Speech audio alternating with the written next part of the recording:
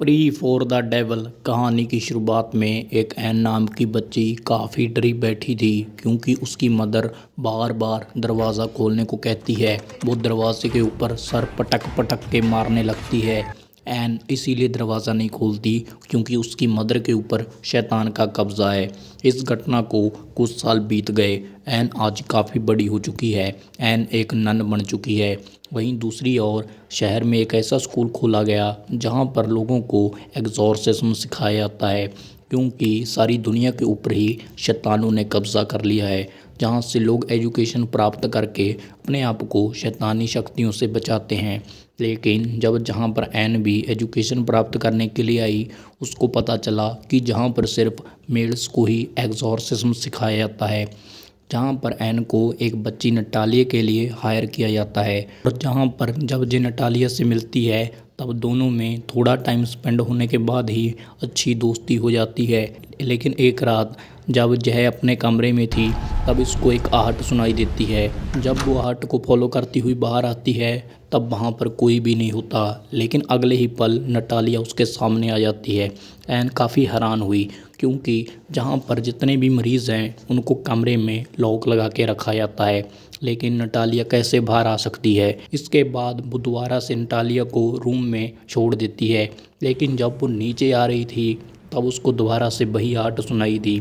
इसको फॉलो करती हुई तब वो दोबारा से देखती है कि जो फादर है क्लासरूम में सभी बच्चों को एक लड़की के बारे में बता रहे हैं। और ये लड़की एक ऐसी लड़की थी जिसके ऊपर शैतानों का बहुत ज़्यादा तकड़ा वाला कब्ज़ा था। और ये लड़की को जब जहाँ लाया गया तब ये लोग इसकी जान नहीं बचा सके। फादर ये भी बताते हैं कि जब हमें एग्जॉर्सिज्म करना है तब हमें ईश्वर को पहले याद करना है, इसके बाद ही एग्जॉर्सिज्म हमें करना चाहिए। एन भी ये सारी बातें क्लासरूम में बैठकर सुनने लगती है। अब जो एन है वो इस लड़की के बारे में इन्फॉर्मेशन लाइब्रेरी की फाइल्स से इकट्ठी करने लगती है। लेकिन उसको इन्फॉर्मेशन इकट्ठा करते हुए हेड नन ने देख लिया था, जो उसको एग्जॉर्सिज्म सीखने से मना करती है।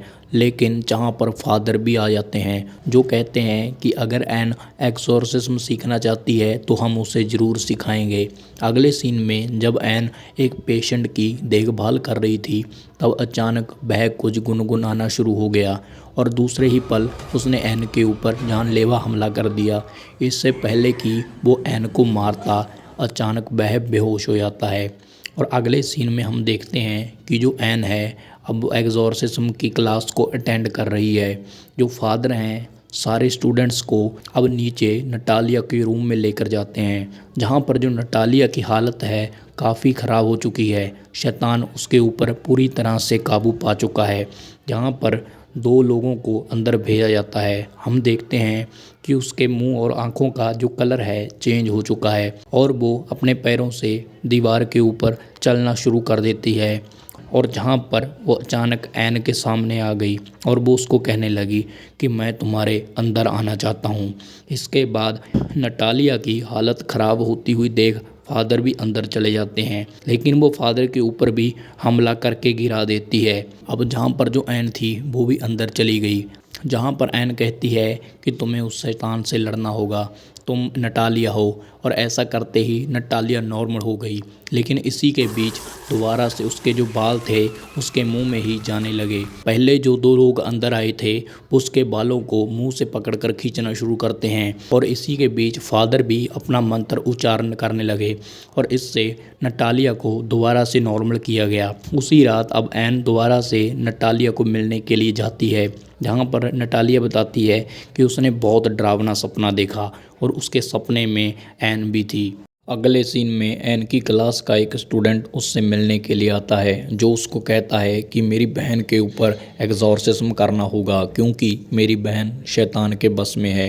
एन जब उसके घर पर जाती है तब एन को पता चलता है कि इसकी जो बहन है पछतावे में है क्योंकि अपने ही बच्चे की जान इसकी गलती की वजह से चली गई थी।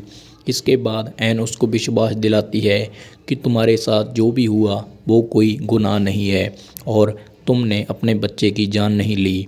इसके बाद उसकी बहन की हालत नॉर्मल होने लगती है, लेकिन शैतान को इससे काफ़ी गुस्सा आने लगा था। वो उसकी बहन के ऊपर पूरी तरह से हावी होने लगता है। लेकिन जहाँ पर उसकी बहन का जो गिल्ट था वो उससे आज़ाद हो गई थी। इसीलिए शैतान को भी हार मानकर वहाँ से जाना पड़ता है। उसी रात ऐन अपने दोस्त को बताती है कि उसकी मदर जब बचपन में गुजर गई तब उसको एक अमीर फैमिली ने अडॉप्ट कर लिया और बचपन में वो बिना शादी के ही प्रेग्नेंट हो गई थी, जिस कारण उस अमीर फैमिली की काफ़ी बेइज्जती हुई। उन लोगों ने उसे घर से निकाल दिया और ऐन ने इसके बाद एक बच्ची को जन्म दिया, लेकिन वो उसकी देखभाल नहीं कर पाई, जिस कारण उसको नन्स ने अडॉप्ट कर लिया। इसके बाद मैंने फैसला किया कि मैं भी एक नन बनूंगी और सिस्टर बन के एग्जॉर्सिज्म सीख के लोगों का भला करूंगी। इसके बाद जो ऐन है अपने दोस्त के साथ स्कूल आ गई, जहाँ पर ऐन की आँख में से एक अजीब सा टेंटिकल निकलता है। अगली सुबह जब फादर ऐन को अपने ऑफिस में बुलाता है, जहाँ पर काफ़ी लोग बैठे हुए थे, जहाँ पर ऐन को इस बात के लिए गाली गलौज किया जाता है क्योंकि ऐन ने जो अपने दोस्त की बहन के ऊपर एग्जॉर्सिज्म किया है वो बुरी तरह से फेल हो गया, क्योंकि उसने अपनी जान खुद में खुद ले ली। और जहाँ पर ऐन गिल्ट में आ जाती है और ऐन को स्कूल से निकाल कर दोबारा से चर्च भेज दिया जाता है। चर्च में जब वो बैठी हुई थी तब वहाँ पर एक डॉक्टर आती है जो बताती है कि जो नटालिया है वो बिल्कुल ठीक है, तुमने जो एग्जॉर्सिज्म किया है वो अच्छी तरह से वर्क कर रहा है और जो वो बच्ची है उसको भी छुट्टी देकर उसके घर भेज दिया गया है। लेकिन कुछ दिनों के बाद उसका एक दोस्त उसको आकर बताता है कि जब उस बच्ची को घर भेजा जा रहा था तब उसके ऊपर दोबारा से शैतान हावी हो गया था और उसने 3 लोगों की वहाँ पर जान भी ले ली थी।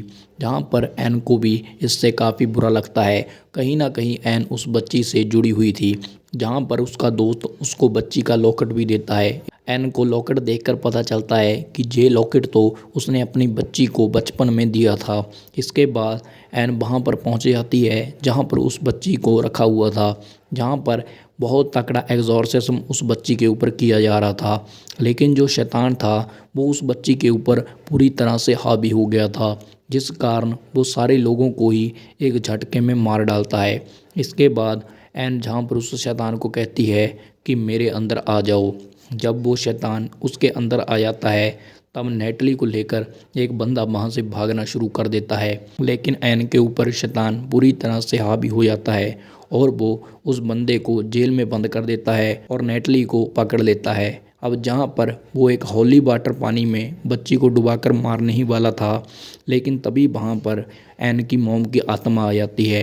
दरअसल उसकी मॉम की आत्मा उसके साथ हमेशा रहा करती थी। इसके बाद जो ऐन है नॉर्मल हो जाती है और जहाँ पर ऐन और उसकी बच्ची की जान बच जाती है। अगले सीन में ऐन की बच्ची हॉस्पिटल में थी, लेकिन जब ऐन उससे मिलने के लिए गई तब वो ये नहीं बताती कि वो उसकी मदर है। और जहाँ पर जो उसकी बच्ची नटालिया थी वो पूरी तरह से नॉर्मल हो चुकी थी और उसकी फैमिली उसको दोबारा से अपने घर ले जाती है। अगले सीन में ऐन जब टैक्सी में बैठी हुई होती है तब वो वहाँ पर देखती है कि 2 लोगों के ऊपर एग्जॉर्सिज्म हो रहा है। तो तब वो वहाँ पर देखती है कि जहाँ पर एक बंदा शैतान के बस में है और वो उसको बचाने के लिए रेडी हो जाती है, लेकिन इतने में टैक्सी वाला भी शैतान के बस में होकर उसके ऊपर हमला करने की कोशिश करता है और यहीं पर कहानी ख़त्म हो जाती है। नेक्स्ट पार्ट के लिए चैनल सब्सक्राइब करें।